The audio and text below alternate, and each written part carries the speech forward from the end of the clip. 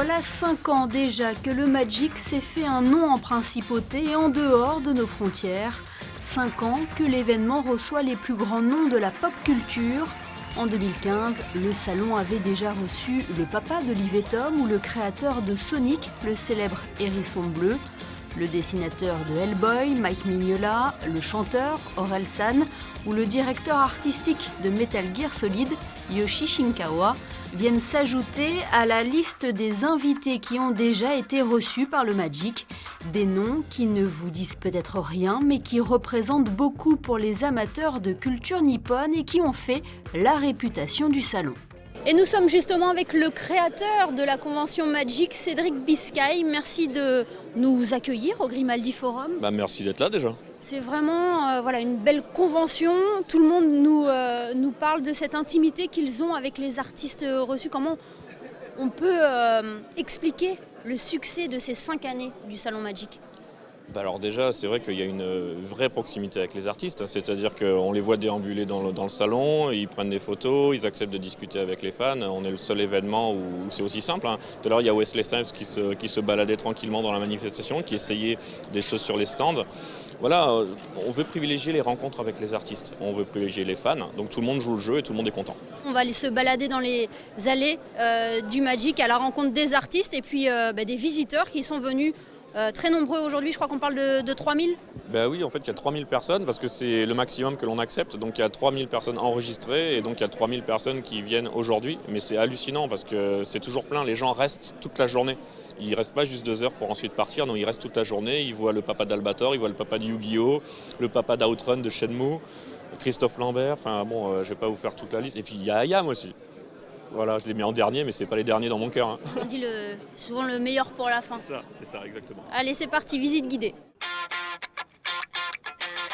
Et nous découvrons un Grimaldi Forum comme on en voit rarement. Nombreux sont ceux venus habillés comme leurs personnages de manga préférés ou de jeux vidéo. On y croise aussi William Simpson, storyboarder de la série Game of Thrones, en pleine session de live drawing, ou l'américain Wesley Snipes revenant sur ses rôles dans des films cultes tels que Blade ou Demolition Man. Autre acteur à succès, Christophe Lambert, toujours touché par l'accueil qu'il reçoit. Ça touche toujours. Ce qui est intéressant, c'est que quand on choisit de faire un film, on ne pense pas du tout à ça. Et la grosse surprise, ça a été quand Highlander, qui a passé 3 générations, Greystoke, qui a passé 3 générations, Subway.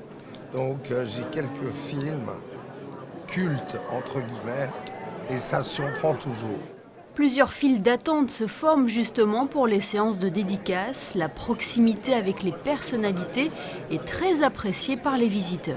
Je représente l'association Ghostbusters France, donc c'est une association qui regroupe tous les fans français de Ghostbusters.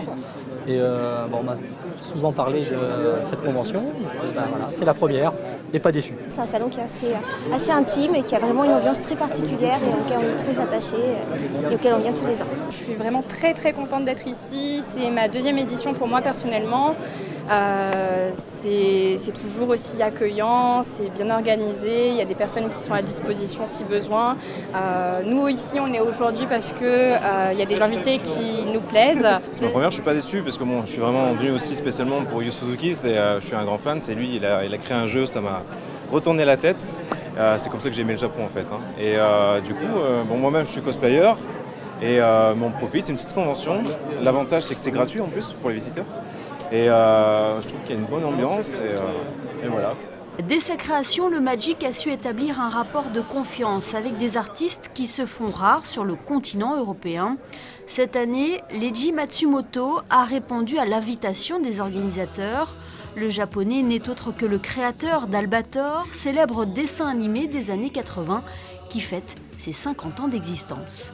C'est vraiment un rêve d'être ici. Tout à l'heure, j'admirais le paysage, l'architecture, j'observe beaucoup. Cela m'aide pour créer. La principauté est une réelle source d'inspiration. Je suis très heureux de pouvoir rencontrer mes fans ici. Cela me touche beaucoup. Et l'univers du manga inspire parfois d'autres artistes. C'est le cas par exemple du groupe marseillais Ayam, qui a été bercé par cette culture japonaise avec les premiers mangas et les Marvel super-héros. Moi j'ai regardé vraiment ces dessins animés-là, Bataille des planètes. Ouais. Captain Flamme, c'est un peu Captain après. Flamme, Cobra. Je me rappelle d'Albator parce que quand Goldorak c'était fini, il mettait Albator. Moi, j'étais Avec un peu les dégoûté. Sylvidres. Ouais. Mais on était Goldorak à fond. Ouais.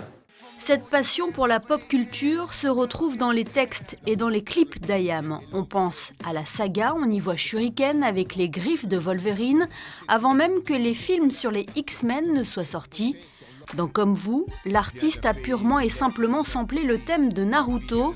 Après avoir déjà réalisé la bande originale du film Comme un aimant, le groupe marseillais ne dirait pas non à un projet musical en lien avec les mangas. Le seul vrai rapprochement avec du hip-hop pur et la culture japonaise, pas nécessairement du manga, mais la culture du Ronin solitaire assassin, c'est Ghost Dog, c'est Jim Jarmusch avec Reza. Et ça, c'est plutôt bien foutu. Le film est beau, la bande originale est belle. On va faire quelque chose comme ça, c'est quelque chose qui ferait sens, parce qu'avec Ayam, on a historiquement des liens avec la culture japonaise. Et je pense que musicalement, il y a des trucs incroyables à faire. Ayam faisait partie du jury d'un autre temps fort de la journée, le Magic International Cosplay Masters. Cet art du déguisement est devenu, au fil des années, un loisir à part entière. Je mets environ 1 heure à me préparer. La partie la plus compliquée est l'installation de la queue. C'est difficile à installer. En effet, c'est une ceinture aimantée que je mets autour de ma taille. Mais oui, je dirais que je mets environ 1 bonne heure. J'aime devenir quelqu'un d'autre quand je fais du cosplay. C'est bien d'être soi-même, mais c'est aussi sympa de se mettre dans la peau d'un personnage. Quelqu'un de courageux ou d'élégant. On incarne une autre personne, parfois totalement différente de notre propre caractère. Et j'aime ça.